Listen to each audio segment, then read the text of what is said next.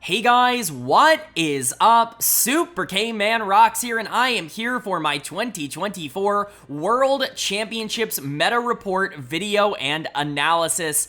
I'm very excited to start getting into the Worlds coverage. This is the first pre-Worlds video that we're putting out in this cycle, and man, I have been eagerly awaiting making Worlds content. We now know every single team going to the tournament. You know, we've been covering America's Challengers, and so this video is definitely going to be at least somewhat educated. Luckily, because I have been covering America's Challengers, we've actually gotten quite a bit of a sneak peek into 14.18, an idea of where a lot of the power still lies in terms of the champions. Spoiler alert, you're not going to see a ton of big changes from the last time we saw a lot of these teams on 14.16 in this video, but we are going to be going over everything you can expect. We've gotten this video very right for a lot of the tournaments that we have talked about in the past. More notably, we have gotten more right as the tournament has gone on. Typically speaking, there's a lot of variance at the start of a tournament, but you know, these lists look better and better the more deep we go into these tournaments, and that's usually a sign that we're doing pretty well. So we do them before every international tournament. It's time to do it for Worlds. If you guys are excited, let me know down in the comments section below.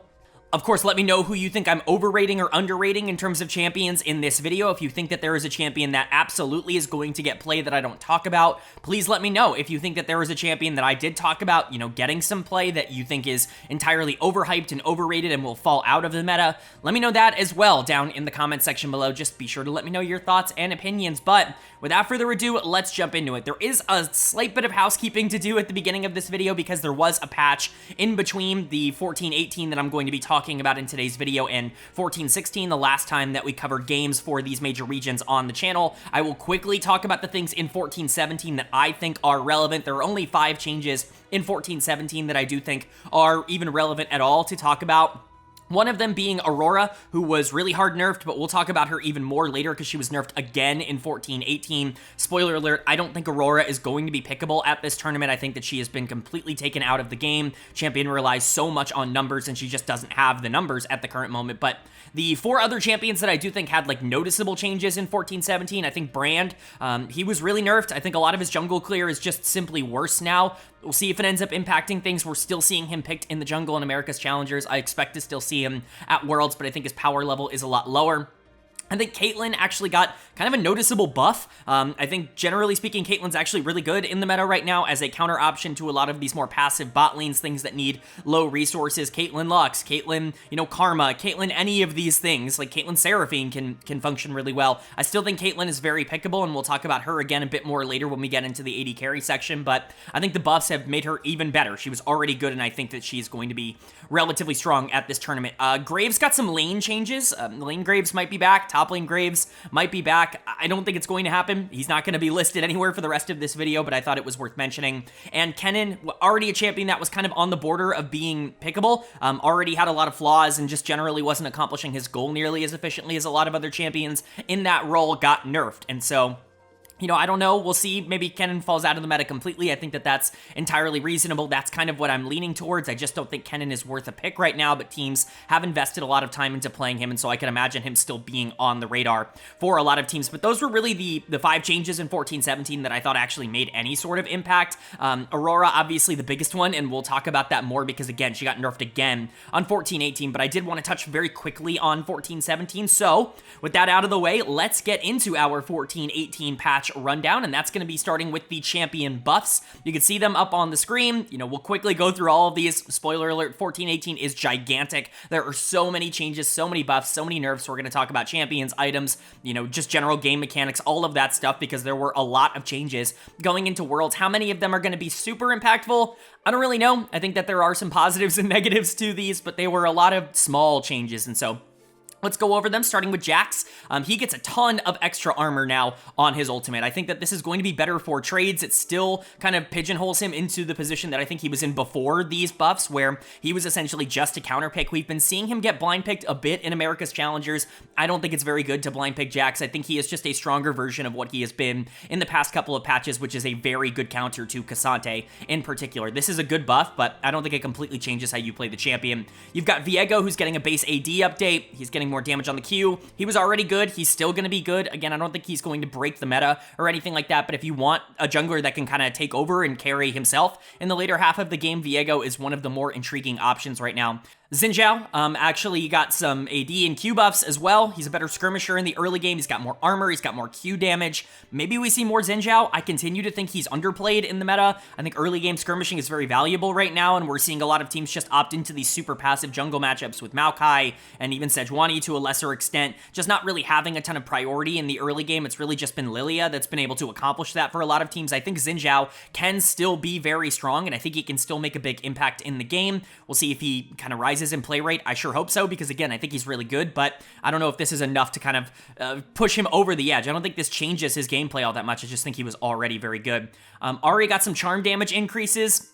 Not really relevant. She doesn't really take a lot of points into this ability early on, and that's really where you're going to notice a lot of this change. You know, Ahri was already kind of meh. I think she will continue to be meh.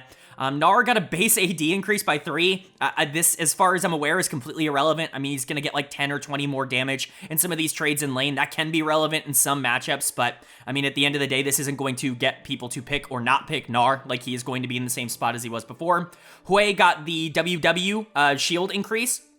I don't think this matters really at all. Again, I don't think it does anything. Maybe I'm wrong. Hui was already in kind of a meh position, and he still is in a meh position. Very similar for Jarvan. His passive is up by literally 1%. I don't think this changes anything about Jarvan. What made Jarvan good last year was a lot of different factors. I think the game state was just in a really advantageous spot for a champion like Jarvan. There are a lot of champions that do his job right now, but slightly better. He is very pickable. He's not completely horrible, but this change is entirely irrelevant in my opinion. Jace got some more stuff on Q and E, the hammer form Q, the ranged form E, you know, some of the more important abilities. I would say it's not entirely groundbreaking, but potentially this could be enough of a placebo buff to get him back into people's heads, and he could start being played top and mid again. I think he's an okay champion. He can still skirmish very aggressively early on. The problem for Jace has been that in this meta where mid lane hyperscalers are so good, where you need to be able to get a lot of that late game, you know, team fight damage coming out of the mid lane, that someone like Jace just doesn't really have a lot of options. He needs to dominate early, and he's just not a champion that really fits into the way teams are constructed at the current moment. I think he's fine, but again, the problem is much bigger than just his numbers being bad. One of the changes that I do think will matter quite a bit is the Jinx attack speed growth. I think this is actually a really noticeable change. Jinx was already performing really well in a lot of the major regions, and I think this only made her better. There were a lot of champions that were getting picked over her as a hyper carry down in the bot lane, things like Zeri, even Smolder to an extent, that I just don't know if they're going to be as consistent as something like Jinx. I actually really like her as a pick for this tournament.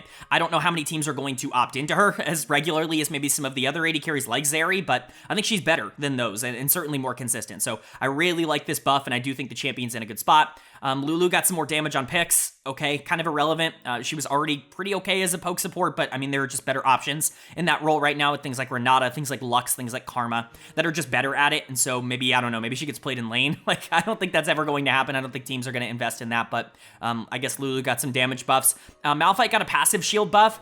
He's already a decent counter pick in certain matchups. I think Jax getting the armor buffs on his R kind of takes a lot of that role away from Malphite. Typically speaking, you're going to want to pick Malphite into these like heavy AD matchups, and yet Jax is just a little bit more versatile in that role right now. Maybe Malphite's pickable again in like full AD comps. Absolutely go to Malphite. He's going to be able to do a lot more, but as this counter pick to, you know, popular AD picks, the most popular AD top laner right now is Cassante. I just don't really feel like he does the job better than a lot of the other options. And then Samira, I actually really like this change for her, 10% AD on her Q. This is a pretty solid change. Samira is a champion that I think is very risky, very feast or famine, but after this change, I would be stunned if she didn't get played at least once at this tournament. I think that there were already a lot of, you know, rumblings that something like Neela could pop up at this tournament. I think Samira is actually in a really good spot to potentially be this really aggressive AD carry pick if you want to try to play early aggressive, like against a Jhin or an Ashe or something like that. I think Samira can actually answer that well. So those are the buffs. And it's time to talk about the nerfs now as well. And this page is even more expansive than the buffs. I think we all expected there to be some changes going into the Worlds patch, but this is quite egregious. Let's go ahead and kick it off. Aurora, we already talked about her a bit getting nerfed on 14-17. Her ultimate getting nerfed quite a bit. It's getting nerfed even more here on 14-18. It's the movement now that they are touching. Her numbers are incredibly bad. Like, she is just in a bad spot. She's going to get picked 1 or 2 games at Worlds, and she's probably going to lose both of them. I think this champion is mega garbage garbage right now. So we'll see what ends up happening at Worlds. There is a high chance that she is like 0% win rate or maybe even 0% pick rate if people do read the patch notes. But with Aurora enabled, they wanted to make sure that she wasn't going to be a game breaker like she was a little bit before the disabled, weird chrono break glitch that she was encountering. And so they got rid of her. Like, she is completely doomed right now, in my opinion. Maokai got some nerfs onto his Q damage and his E duration. This isn't a particularly huge change. This doesn't actually affect what Maokai is good or bad at, and so I think he's still going to be one of, if not the highest priority jungler in the game, even if I don't agree with that. Lilia gets some nerfs to her passive. That's kind of the more notable one. The R nerfs are completely irrelevant in my opinion, but the passive nerfs, they do hit her clear quite a lot. She does less damage to monsters, and her clear is just a lot harder now. Now, I want to say, if you have a lot of practice on Lilia, if you're very good on that champ, this shouldn't actually matter all that much. It just makes her clear a little bit more difficult, and if you are able to get through it, she's still Lilia, but it does kind of increase the barrier to entry in terms of playing this champion at a high level. Smolder got some nerfs to his base health, to his Q damage, his W damage, all of that stuff. He is a little bit worse, but he still essentially functions the same way. He is definitely worse in the early game. If you're hoping to be able to trade at any point with Smolder now, that is gone. We talked about this a bit in the playoffs for a couple of regions. Smolder was actually a relatively decent champion to try to play around in the mid game, because if you could accelerate him, the game was obviously over, and he wasn't so horrible that there was no way that you could play around him. Now, I do think that there is no way that you could play around him in the early to mid game until he gets to those 225 stacks. I think that this is not really an effective champion, but once he gets there, he's still able to 1v9 the game. Like, this doesn't really touch that in any way, shape, or form. It just makes it harder to get there, which I think is totally fine. That is a good change, in my opinion. So Smolder's still good, but certainly not quite as broken as maybe he was the past couple of patches. Zeri gets a little bit of a passive damage nerf. I think this actually matters quite a bit. We'll see what ends up happening with kind of the rest of the AD carry meta, because I think hyperscalers in the bot lane are just already not very good. This definitely hits mid lane Zeri. There's really no reason to pick her over something like Smolder now, because she is getting so much less damage in the later half of the game. But even something, we already talked about it, like Jinx getting buffed, I think could potentially be taking her spot down in the bot lane as well. I just don't really see an avenue for Zeri to be all that relevant, but people have been playing her a lot. There are a lot of really good Zeri players specifically at this tournament. There is still a very high probability we see this champion. I just think she will perform a lot worse. This is one of the more effective changes, in my opinion. Azir gets a W nerf.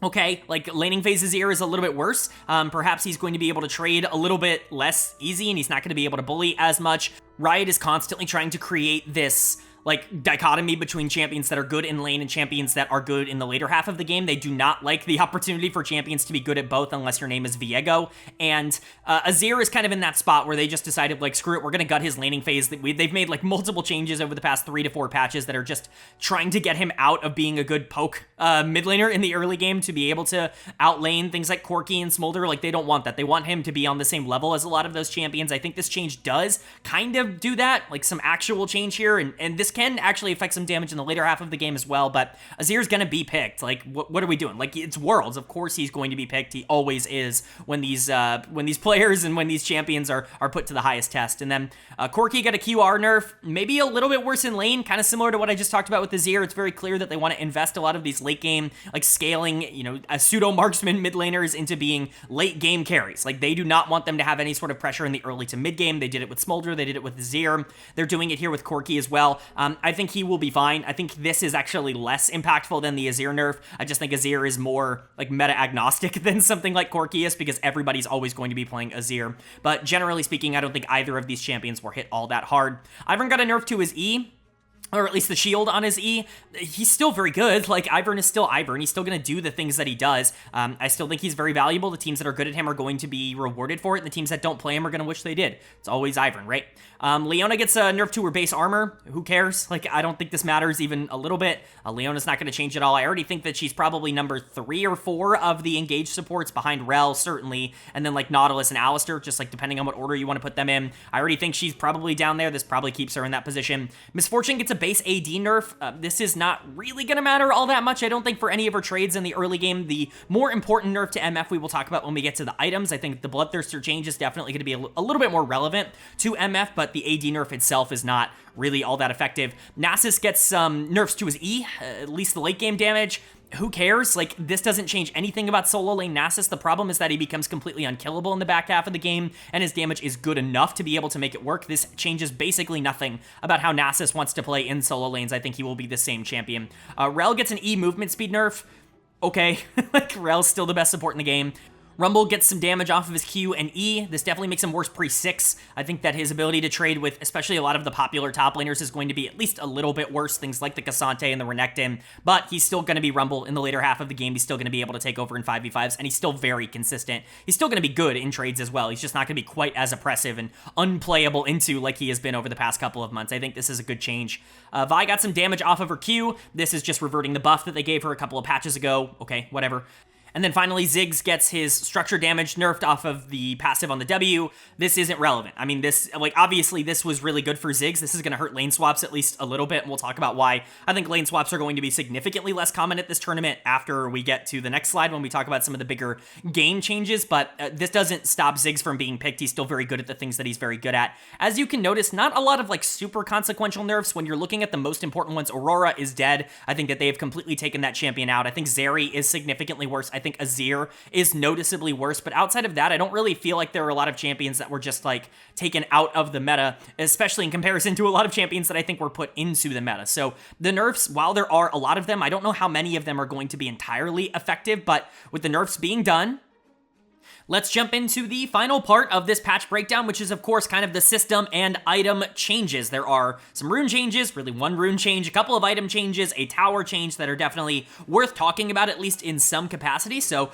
let's go ahead and go over it. Shadow Flame is going to be the first one we talk about here. It's getting more pen, a little bit less AP, but less dot percentage threshold. That's going to be good, I would say, generally. Much better now. I think that people are going to overreact a bit to this change. I've actually seen a lot of the hype get pumped back. I think people have remembered that there were some Sork boot changes a couple of patches ago. I think this is just removing some of the power in boots and putting it on a more expensive item. I think generally that's going to be fine. Shadow Flame is definitely better now, and it's going to help control mages. We'll talk about why. I think control mages are in a much better spot going into Worlds purely because of the, item changes. We'll talk about Storm Surge in a second, but Shadow Flame definitely better, just not quite as OP as maybe some people would make it out to be. Shield Bow, it's fine. The shield is nerfed specifically for ranged champions. Like, this is obviously a melee nerf as well, but it's ranged champions that really feel this a lot worse. I actually think a champion that might benefit from these changes is Samira. We already talked about some of the buffs that she received on 14-18 that I think are actually consequential. I think shield bow being worse for quote-unquote ranged champions could potentially make Samira even better, so we'll see how that ends up working. BT, this is essentially just an MF nerf. Like, I don't know any other champion who actually cares about the lifesteal and the shield here from BT, like, as much, but it does nerf MF, and she did receive changes herself. I don't think this matters really at all, but we'll see. You've got Fleet Footwork.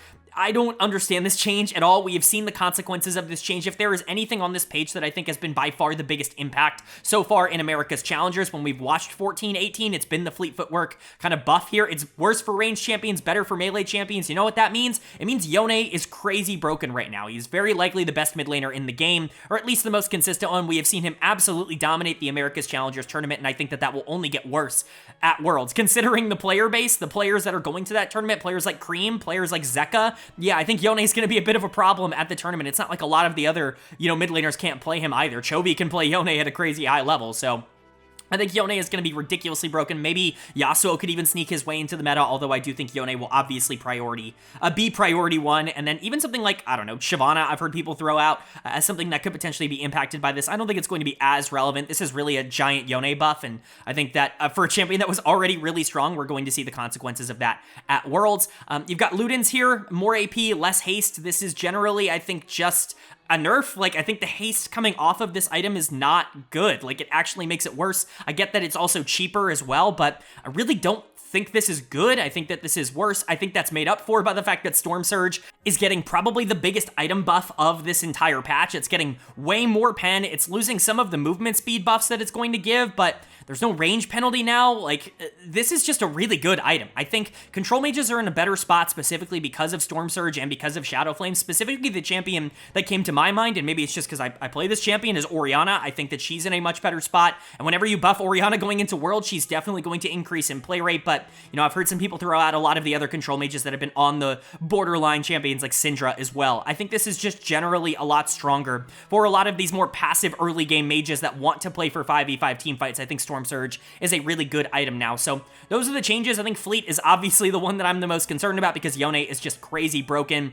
but obviously the AP kind of mid lane item changes I think matter. So we'll see if that ends up changing the meta at all, but There was also a bit of a tower change. I don't think this matters. They're trying to deter lane swaps, and I understand why, because as a viewing experience, it is definitely worse. I think they would much rather just have like normal lanes, and they would like to make lane swaps not worth it for a lot of these teams. I don't actually know how much this is going to change things. I'm not a tower expert. That's kind of an area of the game that I'm not like super locked in on, is in terms of like how much can you really like buff or nerf towers. We'll see. That's definitely the idea behind changing the tower damage here, but they are getting stronger. We'll see if it deters lane swaps or if nothing happens. I think that latter is much more likely. But as you can see going through it, this is a big patch. Like, there was a lot that was changed, but at the same time, a lot of the meta is probably going to be very similar. Like, even with a lot of the changes, even with some item changes and some game changes like the towers and stuff, a lot of champions getting touched at some point over the course of the last couple of patches. I just don't know how many of these things are going to sneak their way in, but I guess we can talk about that now, because now that we are done with kind of the 14-18 patch rundown, let's go ahead and go position by position, talking about what champions I think are going to be high priority, what champions you should look out for, and what you can expect from the meta going forward at this tournament.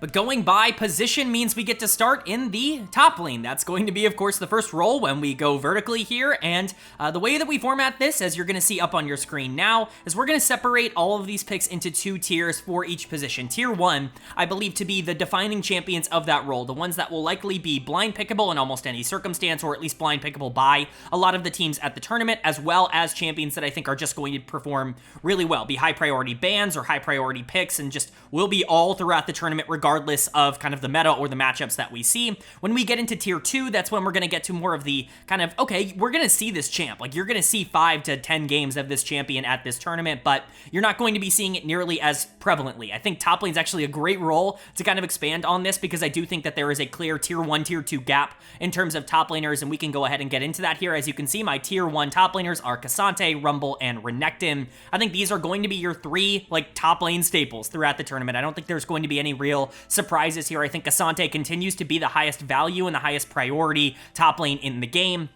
He just does a little bit of everything. There's really no negatives. He can play weak side in the early game. You can play towards him. He can survive dives. He's good in lane swaps. He's very strong in the later half of the game. Just very versatile. He can do all of it. Like, he can do every part of the game of League of Legends. And especially in top lane right now, where you don't really want to be putting a ton of resources unless you have like a killer good matchup, I think K'Sante is just so valuable. He is counter pickable, especially with Jax getting some specific buffs, which we will talk about in tier 2, but K'Sante still probably the highest priority and the most blind pickable top laner in the game. Rumble kind of following that up. I do think the nerfs will hit him at least a little bit. I think it will make it so that K'Sante is more valuable in terms of the top lane matchup, but Rumble is still going to be very good, and honestly, Rumble is still fine into champions like K'Sante, and so I think Rumble, K'Sante, kind of your big 2, and then I have Renekton in here as well, because people are just going to pick Renekton, regardless of whether or not you think he is a good champion. He's going to get B1'd in so many instances, especially by like LPL teams, because they just feel so comfortable on the champ. I will expect to see Renekton more than,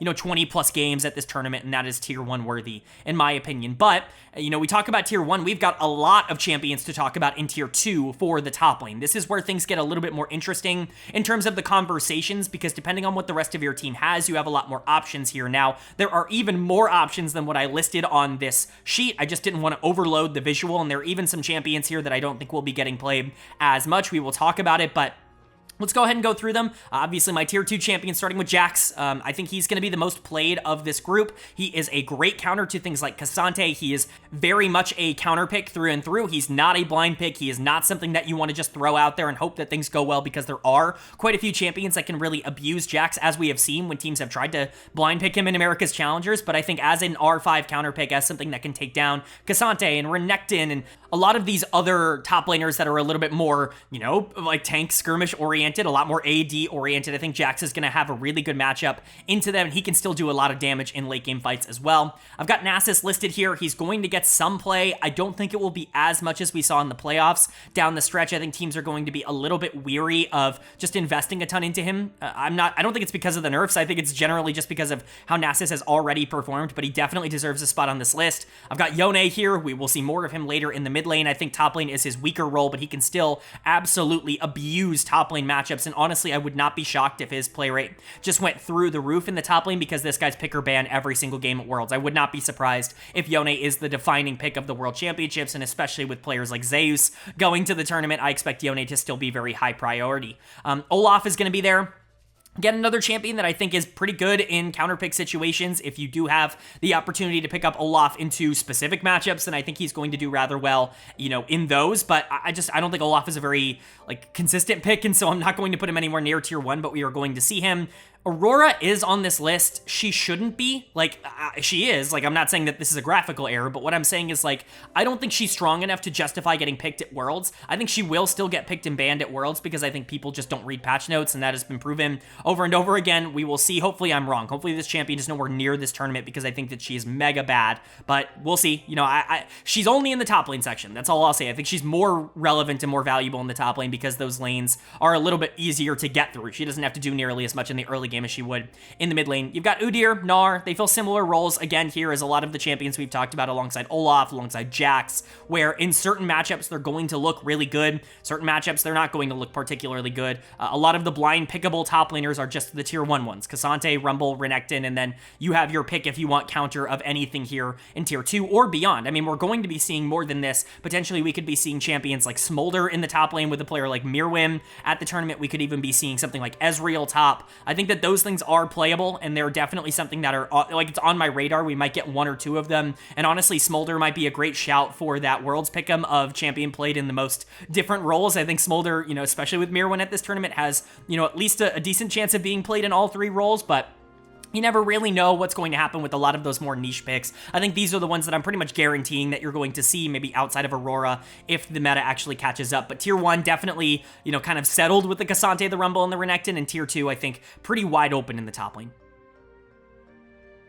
But then moving on now to the jungle position, and jungle is definitely a little bit easier to talk about in terms of styles because the meta very much is locked in terms of junglers up on the screen. The tier 1 junglers you can see now. I think the top 4 are very much the top 4. I included Skarner here because I do think that he will get enough play rate to be considered kind of a tier 1 jungler, but I think that he is a little bit more inconsistent than the top 4. I just wanted to put him here because he has been rising so much in popularity, and he is very popular at the America's Challengers tournament, so that definitely is influencing him being on the tier 1 list, but think of him as kind of a tier 1.5 type of jungler. This really is about the top 4, in my opinion, that are absolutely meta-defining. Those 4, of course, being Maokai, Sejuani, Ivern, and Viego. These are the same 4 junglers that we've seen for a lot of this year. The top 3 in particular have just been everywhere throughout this meta. Maokai is still the highest priority jungler in the game throughout a lot of the major regen playoffs, regardless of the fact that it really has not been all that successful. The win rate actually looks okay, but in pivotal games, especially in series against top-tier teams, we've talked regularly on this channel about how it's just not a particularly strong and consistent pick, if only because I do believe that the early game is very exploitable, especially by champions like Viego and Ivern and Sejuani that are all better in that phase of the game. Even if he is by far the best champion in the entire game in, 25-minute plus circumstances where he can control a lot of these objective takes, he's just not consistent enough in the early game for me to believe that he is the best jungler, but he will be prioritized as such because that's what teams like. Sejuani, in my opinion, is the best jungler in the game. I think she does everything that you could want a jungler to do right now. Her early game is more consistent than something like a Maokai because she is able to actually skirmish and fight, and she is able to contest a lot of the objectives even when she is alone, and of course she still scales very well. She's great at frontline taking. She's great at,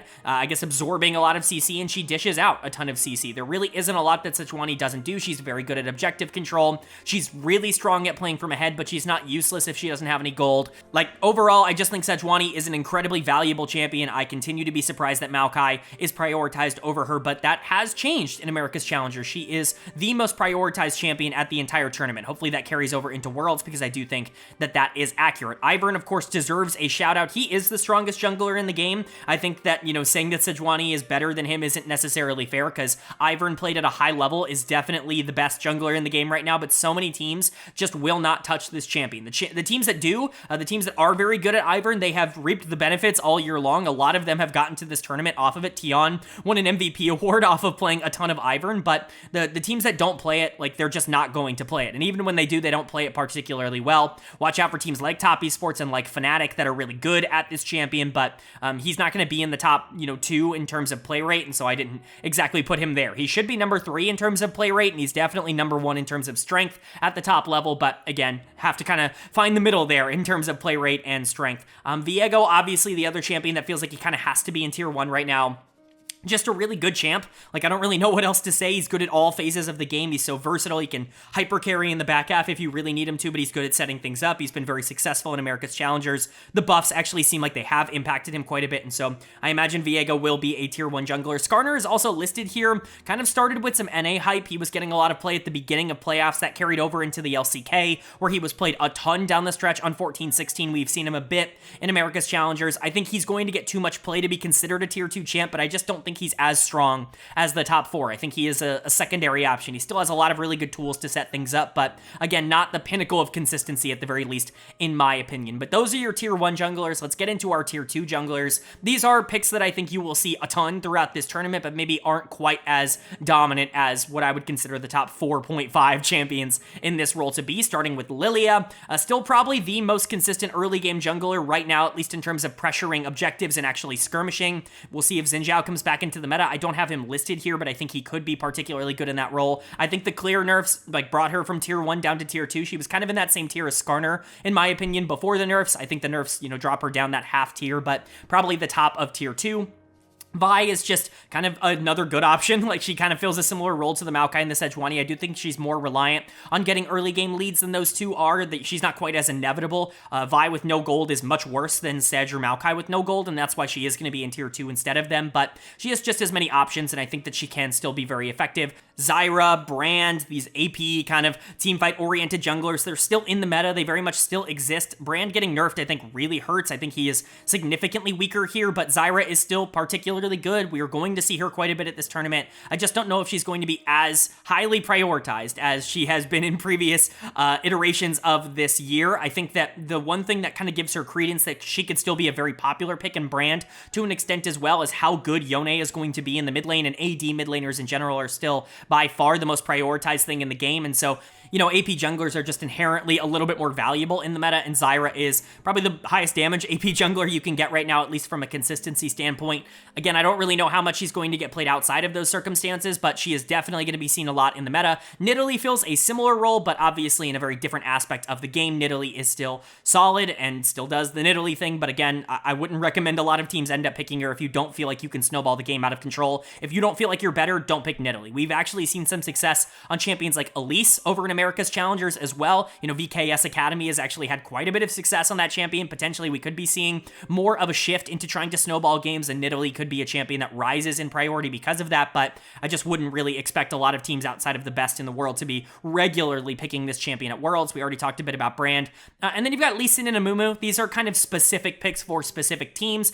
Lee Sin is definitely going to be more for the LCK teams. They are still prioritizing him quite a lot as a champion. Owner in particular is still very much willing to play Lee Sin. I don't think he's good. I don't think he's especially better than like Vi or even like a Viego in certain circumstances, and so I wouldn't personally be prioritizing Lee Sin all that highly, but he will get play at this tournament because he's Lee Sin. And then you've got Amumu.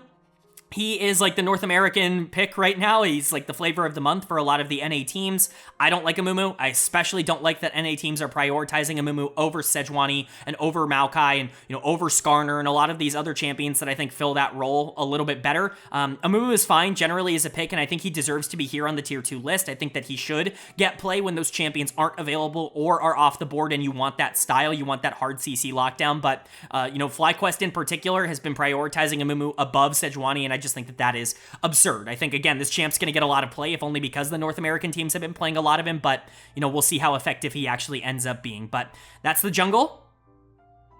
Let's go ahead and move on to the mid lane. Mid is pretty apropos, I would say right now, for kind of the interestingness of the role. I think that there are a lot of interesting pieces in tier 1, but outside of that, I don't really think there are a lot of niche options like there are for some other positions. We had like 7 or 8, tier 2 champions for top lane. I struggled to get like 2 for the mid lane because I think it's tier 1 and then like 0 in tier 2 and everybody in tier 3, which we will talk about. But tier 1 is up on the screen. I think these are the 5 champions you are going to see by far the most. I think of all of the positions, mid lane is the most streamlined in terms of what I would expect the power level of the position to be. It's the same 5 that we have seen for a majority of the year, maybe with some exceptions that we will get into, but Tristana, Smolder, Corki, Yone, Azir, these are going to be the 5 champions that you are seeing by far the most. The recurring theme here, all of them can destroy the game later on if you are able to get them gold. They do it in vastly different ways. You have champions like Smolder that want to scale up and get their stacks, and they don't really care about anything else that happens in the game.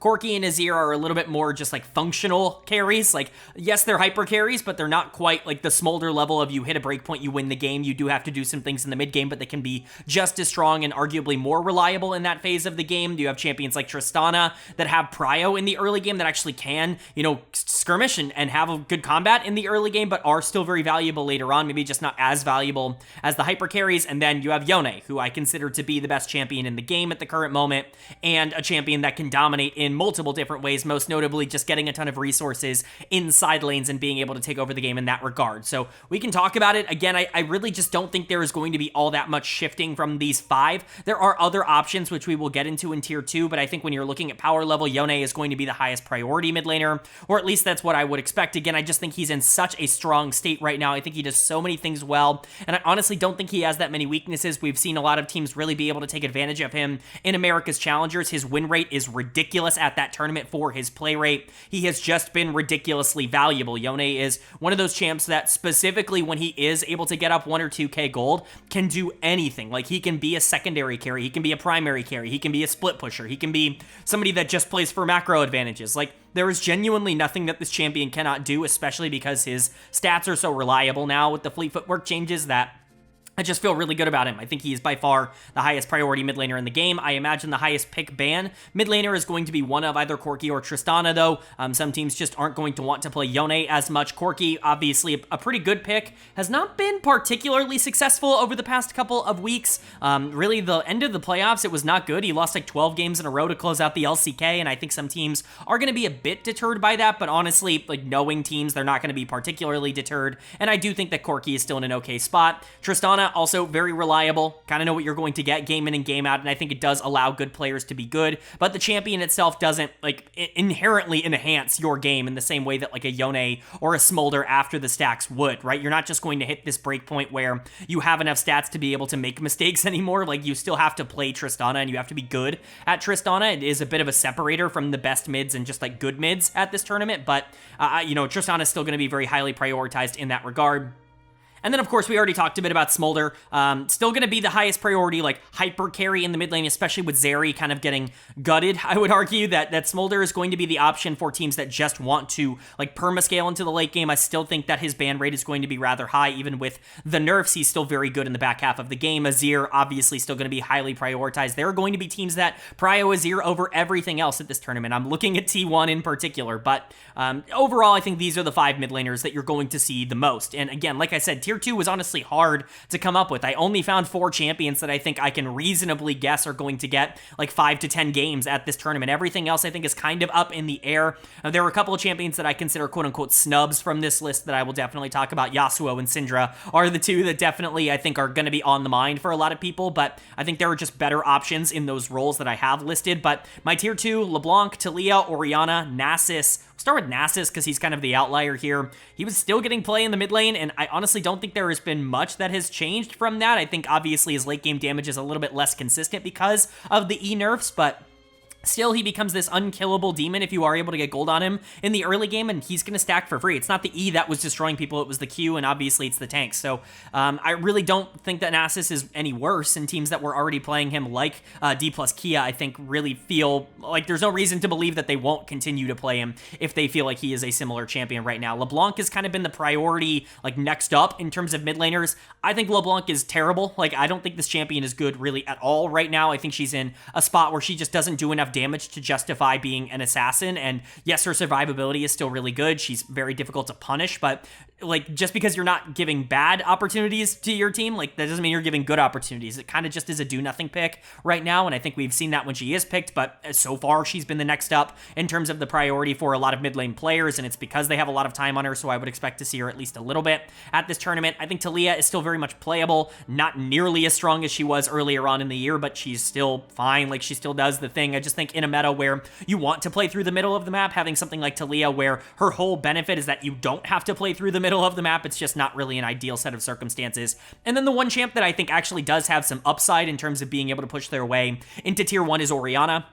I think Ori is already going to get a ton of play because she's Orianna, very similar to Azir. There are just so many players that feel so comfortable on her that she's basically always going to get at least some play at tournaments like this, but I do think that the item changes actually did make her a bit better. I think the Storm Surge change could actually be really impactful towards allowing her to be this like big single target nuke with the Rs in the later half of the game, like an ultimate bot, and obviously she pairs up really well with a lot of other aggressive junglers that could potentially be more popular or more common going into Worlds, and so potentially Orianna has some upward mobility here, but she's really the only champion that I think has any sort of claim to be considered even remotely near tier 1. LeBlanc, Taliyah, Nasus, they're going to get play, but I don't think they're good. Like I said, Yasuo and Syndra also kind of on the fringes here. I just didn't think they were like guaranteed to get enough play for me to consider them here. Syndra might get a couple of games here or there, but I think Orianna is going to be much more popular and much more valuable. And then Yasuo, like, it's basically just, did we get Yone? No. Do we want to contest Yasuo? And then that's the question, right? Like, Yone is just a better version of Yasuo.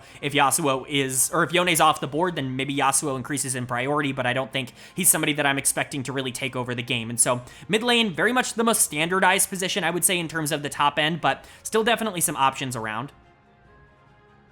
But then moving on now to the AD carry position, and shockingly enough, this is, for maybe the first time ever, one of the most volatile positions in terms of the champions that we could be seeing at the tournament. There are so many different champions that are good in the AD carry role right now, just kind of depending on what you want to go for, that this is the biggest champion pool that we have for any position in the video. Certainly not used to that for ADC. Typically, ADC is the smallest. Typically, all of them do kind of similar roles, and so the ones that are best at it are given a lot of precedent, but right now there are so many different options that AD carry has become one of the most fun positions to talk about in terms of the champions we could be seeing. So when we go over tier 1, we have 5 champions that I do think kind of have separated themselves and have been good in almost any circumstance, and if you catch, you know, kind of the common thread, none of them need resources. None of them need a ton of jungle attention in the early game. All of them can kind of do their own thing without really needing a ton of priority. The rest of this list are all champions that are good in certain circumstances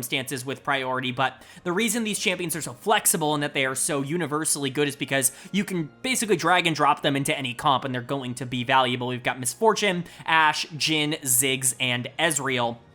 I want to quickly start with MF. I do think that the BT nerfs are going to hit her at least a little bit. I do think that her individual nerfs are going to hit her a little bit. That could potentially bring her down from being the number 1 AD carry into being like number 4, number 5. I think that that is reasonable to think, especially with the priority on things like Ashe and Jhin. Like, they're just so consistent, and the higher you go in terms of skill, which, you know, obviously the deeper you go into Worlds, the higher the skill level gets. The higher level of skill you have, the more valuable champions like Ashe and Jhin end up being. Jhin in particular really scales well with like how good the team is that is playing him, and so, you know, Misfortune could potentially fall off that throne of being the number 1 ADC that she has been over the course of this year, but at least until proven otherwise, I'm going to keep her in this tier 1, and I'm going to continue to believe that because she's so good in lane, easily the most dominant laner that is most consistently seen, like outside of Kalista, I think she's probably the best laner in the entire meta right now, and she still is very valuable because of the bullet time in the back half of the game. She's just so good to drag and drop into any comp that you need. Again, another champion that doesn't need jungle assistance in order to win early. She can do it very fine on her own, and in lane swap meta, she's been able to get a ton of resources that way. You've got Ashe and Jhin, who fill very similar roles. Your utility marksman that you don't want to play for. If you've got something like a Smolder or, you know, an Azir or a Corki or something like that in the mid lane that you do want to try to hyper carry, then you can pick something like Jhin or Ashe down in the bot lane and just kind of leave them on an island. You don't need to invest resources into them. They're still going to be good in the later half of the game. Both of them can still do quite a lot of damage if put in good positions. That's always been where I have disagreed with the Jhin kind of takes and what a lot of the public community likes to say about him. I think he's still does a ton of damage, especially if he gets gold in the early game, but both of them are still more so utilized for their utility rather than their damage, but still, again, very splashable, very drag and drop, can put them in basically any comp and they're going to be able to work out. Ziggs a little bit different in that regard, if only because he kind of does a different thing. Like, he does want early prio, but he doesn't necessarily need jungle attention to do it. Your whole thing with Ziggs is you want to move him around the map, you know, capitalize on these lane swaps and be able to take every tower in the game. That's what good Ziggs players have been doing. It's really torn up the LCK in particular, but a lot of the regions have really struggled to have answers to Ziggs. I imagine he will still be played pretty heavily at this tournament. And then Ezreal, honestly, I kind of considered putting Ezreal in the tier 2 section for mid lane as well. I think he's potentially another flex pick that you can watch out for, potentially a triple flex if Mirwin wants to play him on the top side as well, but Ezreal is very, very consistent down in the bot lane. You know what you're going to get from him. If you want to go for a poke comp, he fits perfectly into that, but of course, if you want to just have something safe that doesn't, you know, need resources that you can lane swap out of in the bot lane, Ezreal also works really well for that. Again, the thread that I guess ties everybody together here in tier 1 is that they are splashable into basically any comp, and we'll talk about it now. The tier 2 champions, there are a lot of them, a lot of champions that I think could be good in specific situations, but they're not quite as splashable. There are certain circumstances in which they are going to be more valuable than others. Tier 2, we'll just go down the line. We've got Jinx, Kalista, Senna, Kai'Sa, Seraphine, Varus, Smolder, and Samira. The only one here that I think has a case to be made that they should be tier 1 is Varus. I think some people might even be mad that Varus isn't tier 1. I think the nerfs are, like, noticeable for Varus. I think that he is definitely a bit weaker with some of the item changes, but his play rate has not changed at all in America's Challengers. He is, in fact, the most pick or banned AD carry in that tournament. And so perhaps he should be in tier 1. Perhaps he is another one of these drag and drop, just place in any type of comp, you know, AD carries. I think that he, in theory, is going to be like that. I just think that some of the changes over the past few patches has made him weaker.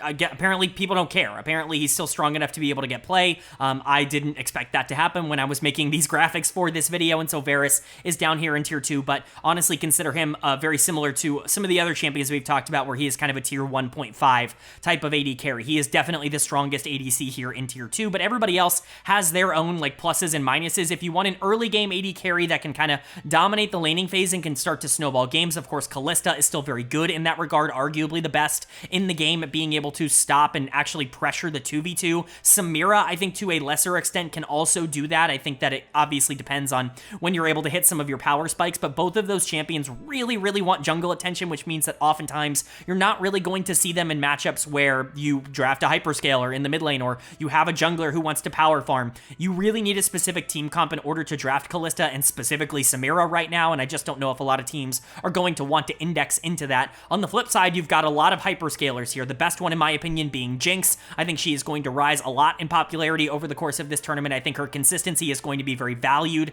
by a lot of people, and just generally, I do think that she's going to be really strong. I think that she's going to have a lot of success. She was already finding a lot of success, a really good win rate before the buffs, and I think the buffs have only made her better. You've also got scalers like the Kai'Sa. You've got Smolder, obviously, as that flex pick. Both of them are going to be good as well. You know, you can look at Senna as a scaler. She does a lot in lane in terms of poking out, but obviously she's going to be picked a lot more for her 5v5 potential. Seraphine in a very similar boat to the Senna. So multiple different styles here. You can even go things like Caitlyn or Zeri that I didn't put on here because this list was already so crowded. There are just so many different AD carries that I think are pickable at the current moment that it's kind of really up to personal preference. I think if you want to drag and drop your utility marksman into any single comp, then you absolutely can with Ashe and Jhin and Ziggs and MF and Ezreal that can kind of do a bit of everything. Varus can kind of do a bit of everything. But if you do want, you know, champions that can dominate lane, or if you do want champions that can hyperscale into the late game, you have those options as well. There are just a lot of fun options in the AD carry role right now, and I think this is, from my, I guess, prediction, going to be the widest position champion pool at the tournament. And then moving on to support, our final position, of course, of the video, and support's gonna look pretty familiar, again, to a lot of people who have been watching the meta. It's Engage Support City. It's just what these players like to play. I do think that there are more options than maybe what I'm presenting in this video in terms of, like, actual strength, but it's not what other teams are actually going towards. These are the 4 champions that they are prioritizing above everyone else. It's Rell, and then it's Nautilus, Leona, and Alistar. Rell is the clear #1 support in the game right now. In fact, I would argue that of all the positions, Rel feels the most consistently like number one in terms of their position. I think that obviously K'Sante kind of feels very similarly in the top lane, where it's like K'Sante and then everyone else, especially with the Rumble nerfs. But right now it really is Rel and then every other support. Teams want Rel. They're going to prioritize her. They are going to utilize her in basically any sort of comp. Whether or not that's right or wrong is up to you to decide, but Rel is the number one support in the game, and I'm not giving Pick'ems advice. I don't like giving Pick'ems advice because Pick'ems is so volatile and there really aren't a lot of like constants in League of Legends, but I honestly, if I'm giving Pick'em advice, Rel being the most played champion at Worlds, certainly not the one that I am the most against in terms of picking, but you know, I think the rest of the engaged supports are still fine. Like, Nautilus is probably, you know, the second best support in the game right now, or at least I would appraise him as such. I think his ability to create plays in the mid game is just a little bit more consistent than what you're getting out of Leona and Alistar, both of whom kind of have their own weaknesses in that regard. But Nautilus, Leona, Alistar, you're not going to be getting a ton of differences between these champions. I don't even really want to spend a ton of time here. It's just which engaged support does your team want to play? That's probably the one that they will be picking. I think Rel, like I said, will be the highest priority for a lot of teams, as it has been in every region across the entire year, really, up until this point. But Nautilus, Leona, Alistar, they're all going to get play. Things get a lot more interesting when you get into tier 2 for the supports. This is where you start opening up other options. There still are a lot of engage-oriented supports, things like Rakan, that are still going to be valuable. Rakan fits a similar mold to Rel, Nautilus, Leona, Alistar. He's kind of in that same mold, but I do think he's a little bit less consistent at the current moment because he is so easy to kill if he doesn't get on you from a flank angle. I think good supports are still going to be able to make him look incredibly broken, as he always will look when he's played well, but I don't think he has as many consistent tools as maybe the others do. Braum, I think, is probably the best support on this list. He is the one that I would expect to get the most play out of the rest of this tier 2 list. I think Braum actually offers a ton of like free potential to scale the game out of control in the bot lane right now. A lot of teams don't want to go towards that playstyle. I can understand why, because mid lane is really an easy lane to play through right now. But if you do want to go for something even safer, like we've seen a lot of Ezreal Braum, you know, things like that. But if you wanted to go for a Kai'Sa Braum or a Samira Braum or something like that, I honestly don't hate that idea right now, and I think Braum will get more play because of that. Your other like pseudo-aggressive supports in terms of maybe how you would want to play Blitzcrank, Bard, Renata, these are all champions that do want to be a little bit more aggro in terms of how they're played out. Bard is probably the best of these, but only specific players are going to be able to utilize him well. Blitzcrank is always going to be valuable just because that hook is so valuable naturally, but you know, he's not always going to be good in certain circumstances, and his numbers really aren't